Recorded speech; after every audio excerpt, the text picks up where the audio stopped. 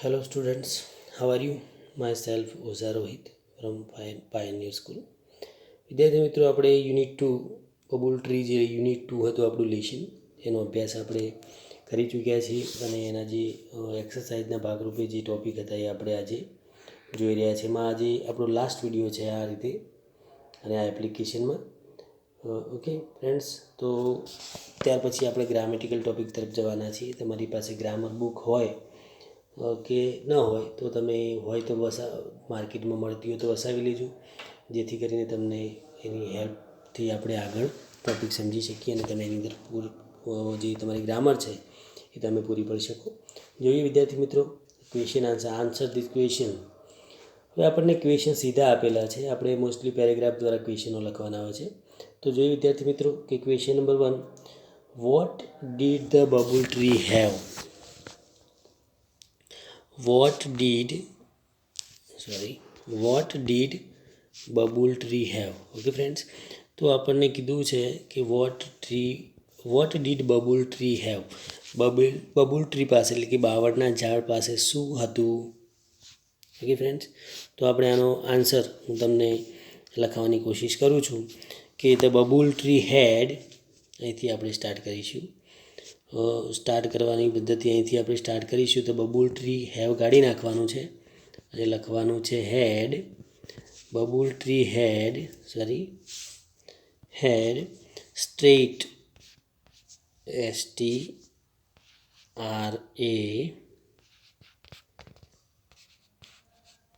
Straight એટલે સીધી, branches એટલે શાખાઓ, straight branches and long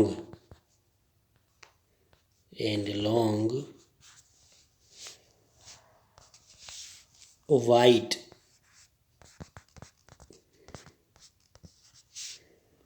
thorns.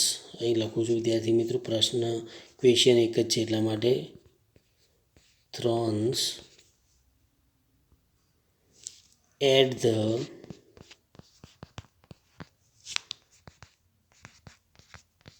base of each leaf tail.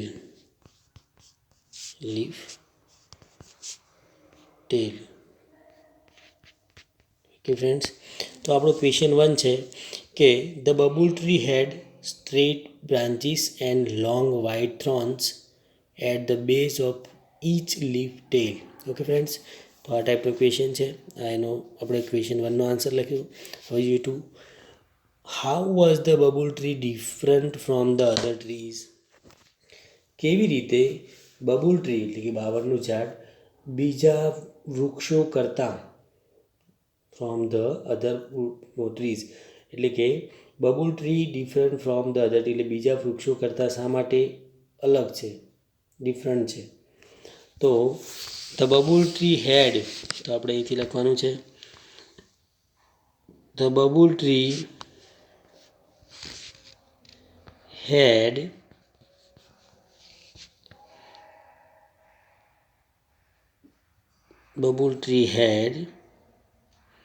Small, બીજા વૃક્ષ કરતાં અલગ છે, small and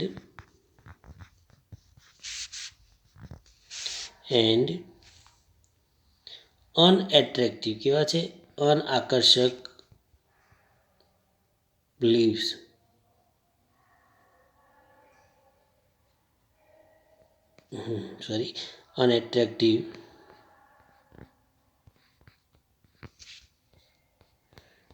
અનએટ્રેક્ટિવ leaves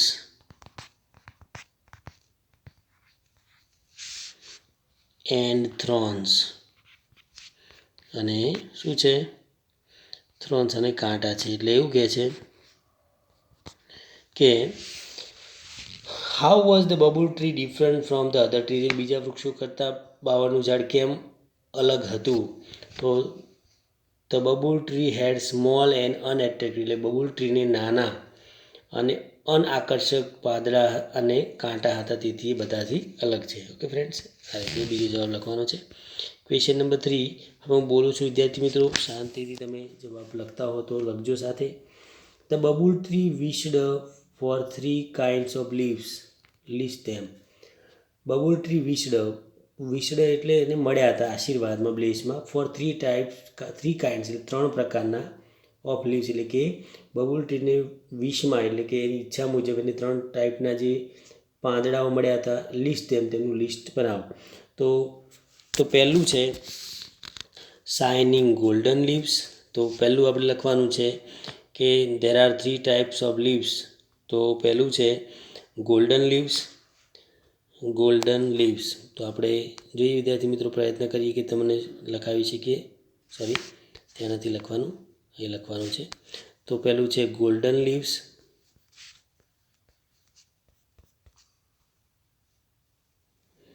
okay, golden leaves. પછી છે સ્પાર્કલિંગ ગ્લાસ લીવ્સ. બીજું છે સ્પાર્કલિંગ ગ્લાસ લીવ્સ. ત્રીજો number broad and smooth green leaves. Broad એટલે વિશાળ, સુંવાળા લીલા પાન એટલે કે 3 પ્રકારના golden leaves, sparkling glass leaves and broad and smooth leaves. Okay, there are 3 types of leaves. First is shining golden leaves, sparkling glass leaves, broad and smooth grass green leaves. Okay, for friends, જોઈએ 4 number question. The bubbles happiness did not last long with golden leaves because હવે આપણે કારણ the babul tree happiness એટલે તેની આ જે ખુશી છે ડીડ નોટ લાસ્ટ લોંગ એટલે લાંબા સમય સુધી વિથ ગોલ્ડન લીવ્સ. બબુલ ટ્રીની જે આ ખુશી બહુ લાંબો સમય સુધી ટકી નહીં. કારણ કે તો આપણે એનો જવાબ લખવાનો છે વિદ્યાર્થી મિત્રો. The babul tree happiness did not last long with golden leaves because આપણે સ્ટાર્ટ કરીશું question answer. The babul tree happiness did not last long with golden leaves because પછી લખવાનું છે some people plucked all the golden leaves and run away. એટલે કે અમુક લોકો તેના જે ગોલ્ડન પાંદડા છે, સોનેરી પાન, તે ચૂંટીને એન્ડ રન અવે અને જતા રહ્યા, ભાગી ગયા. એટલે કે ચોરી કરી, જે લોકો જે હતા એમને જરૂર હતી એટલા માટે. તો because some people plucked all the golden leaves and run away. Okay friends, બધા પાન છે લઈને ચાલ્યા ગયા. એ વિદ્યાર્થી મિત્રો question number 5. How did the babul's leaves turn into glass leave. કેવી રીતે બાવળના પત્તા ગ્લાસ લીવમાં ફેરવાઈ ગયા. તો the babul's leaves turn into glass leaves when. How એટલે કેવી રીતે. તો આપણે એવું લખવાનું છે કે the babul tree leaves turn into glass leaves when જ્યારે Vandevi touched its trunk with her magic stick. એટલે કે વનદેવી ટચડ એટલે સ્પર્શ કરવો, ઇટ્સ ટ્રંક એટલે કે બાવળના થડને, વિથ હર મેજિક સ્ટિક તેની જે વનદેવી છે તેમની મેજિક સ્ટિક વડે જ્યારે પેલા બાવળના થડને સ્પર્શ કરે છે ત્યારે તે કેવો બની જાય છે, ગ્લાસ લીવ્સ બની જાય છે, ગ્લાસ લીવ્સમાં ફેરવાઈ જાય છે. ઓકે ફ્રેન્ડ્સ, જોઈએ question number 6. When did the babul tree really become happy and contented. ક્યારે બબુલનું ઝાડ ખરેખર બીકમ બને છે હેપી એન્ડ કન્ટેન્ટેડ, ખુશ અને સંતુષ્ટ ક્યારે બને છે, ક્યારે બનવું હતું. એટલે કે છે બબુલ ટ્રી ખરેખર ખુશ અને કન્ટેન્ટેડ ક્યારે બન્યું હતું. તો આપણે જવાબ લખીશું કે the babul tree really become happy and contented when the babul tree really happy and contented when આપણે લખવાનું છે આગળ when it got back its leaves and long wide thorns. એટલે કે જ્યારે તેને પોતાના પત્તા અને જે લોંગ વાઇટ એટલે કે એના જે સફેદ કાંટા એને પાછા મળે છે ત્યારે તે ખરેખર ખૂબ બીકમ એટલે કે બને છે, ખુશ અને સંતુષ્ટ બને છે. ઓકે ફ્રેન્ડ્સ, જોઈએ આગળ 7મો ક્વેશ્ચન છે. What was babul's last request to Vandevi. એટલે કે બબુલ ટ્રીની છેલ્લી request. What was babul's last request to Vandevi? એટલે કે બબુલ ટ્રીએ વનદેવીને છેલ્લી આજીજી વિનંતી શું કરી હતી? તેનો જવાબ છે કે babul tree last request to Vandevi was to give back its leaves and long white thorns. શું કહે છે? એમની વિનંતી છેલ્લી એ હતી કે Vandevi to give back its leaves, તેમના જે પત્તા છે પાછા આપે, એન્ડ લોંગ વ્હાઇટ થ્રોન્સ, અને એના જે લાંબા જે કાંટા છે એ પણ પાછા આપે, એવી એમની લાસ્ટ રિક્વેસ્ટ હતી. તો આપણે આન્સર લખીશું. When its to give babul's last request to Vandevi was to give back its leaves and long white thorns. Okay friends, તો આપણને ખ્યાલ આવી ગયો. તો જોઈએ વિદ્યાર્થી મિત્રો 8મો question. What will you ask for if Vandevi comes to you? What will you ask for if Vandevi come to you? શું કહે છે? વોટ વિલ યુ આસ્ક, શું પૂછ્યું, શું કહ્યું? For if Vandevi come to you, જો તમારી પાસે વનદેવી આવે તો તમે what will you ask for if Vandevi come to you, એટલે કે તમારી પાસે જો વનદેવી આવે તમે શું તેમની પાસે માગશો? તો if Vandevi come to me I will ask her, હું તેમને કહીશ to make my city full of beautiful trees. આપણે ઘણું બધું માગીએ. હવે પ્રશ્ન આપણને કહે છે કે vote will you ask four, તમે શું પૂછી શકો? જો વનદેવી તમારી પાસે કમ ટુ યુ તમારી પાસે આવશે તો તમે શું પૂછી શકો? તેના માટે શું કરી શકો? Vandevi come to me I will ask her to make my city, એટલે કે મારું શહેર, ફૂલ ઓફ બ્યુટીફુલ ટ્રીઝ, એટલે કે ફૂલ એટલે પૂરેપૂરું વૃક્ષોથી સુંદર બનાવી દે, એવું હું એમને કહીશ. આપણે એવું કહીએ તો અમુક લોકો પોતાના ઘર માટે વિચારી શકે છે કે મારું ઘર જે છે એ ચારે તરફથી ફૂલ ઓફ ટ્રીઝથી ભરી દે, full of valley. Okay friends, તો what will you ask for if Vandevi come to you? તો વિદ્યાર્થી મિત્રો, આપણે આ ક્વેશ્ચન આન્સર તમે તમારી નોટબુકમાં લખજો, અને બીજા વધારાના ક્વેશ્ચન પણ જો તમારી પાસે ગાઈડ હોય કે સ્વાધ્યાય પોથી હોય તો એમાં પણ પૂરતા રહેજો.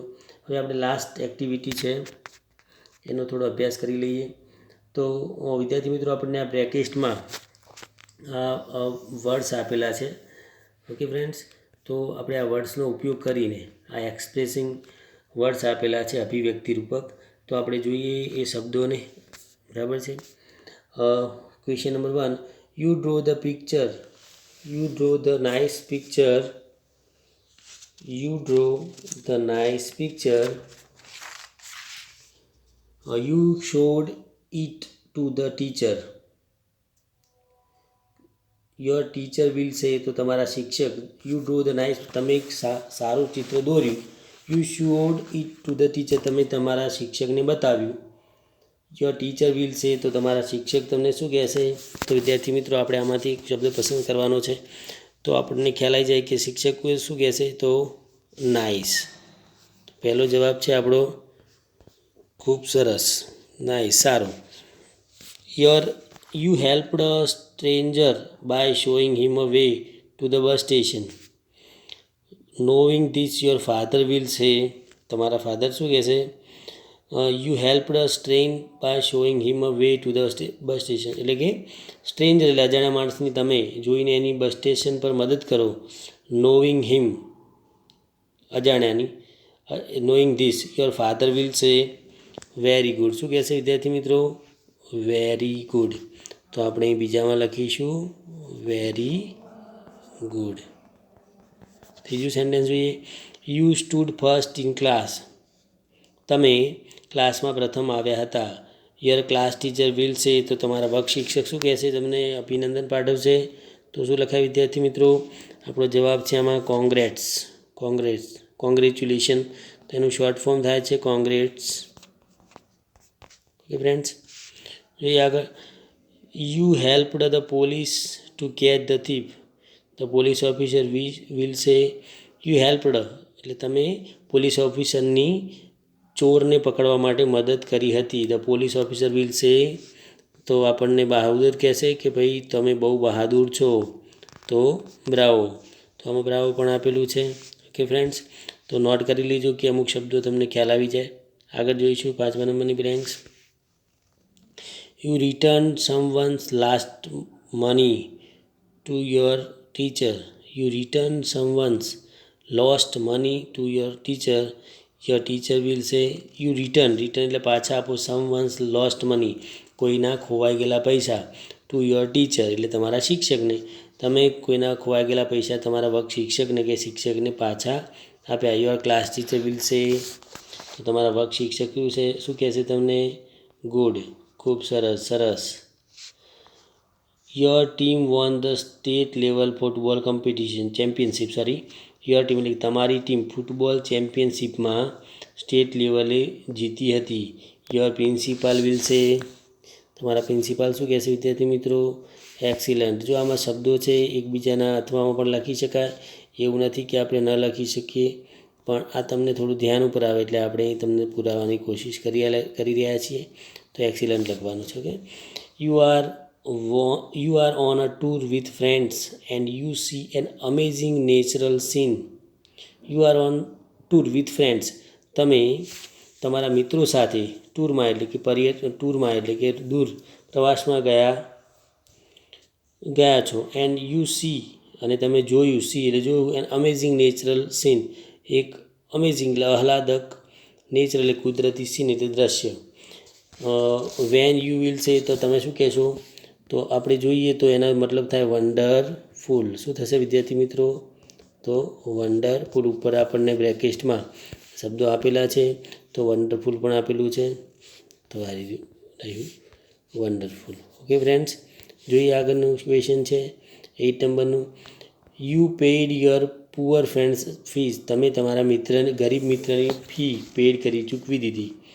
Knowing this your mother will સે તો તમારી માતા તમને શું કહેશે? તો ગુડ જોબ. તો આપણે લખવાનું છે ગુડ જોબ. બહુ સારું કામ કર્યું તમે.